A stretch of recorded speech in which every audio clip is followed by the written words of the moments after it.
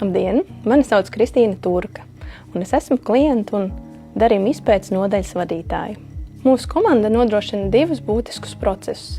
Viens no tiem ir klientu regulārā izpēte un datu aktualizācija, savukārt otrs process ir darījuma pirmā līmeņa uzraudzība, kā arī kontrole un izpēte. Ar savu darbu nodrošinām, lai bankas pakalpojumi tiek izmantoti caurspīdīgi un atbildīgi. Šobrīd komandā esam 9 profesionāļi un zinoši kolēģi. Katrs ar savu unikālu pieredzi un ieguldījumu kopīgā mērķa sasniegšanā. Un man ir svarīgi savai komandai palīdzēt augt, risināt izaicinājumus un kopīgi mācīties no savām un kolēģu pieredzēm.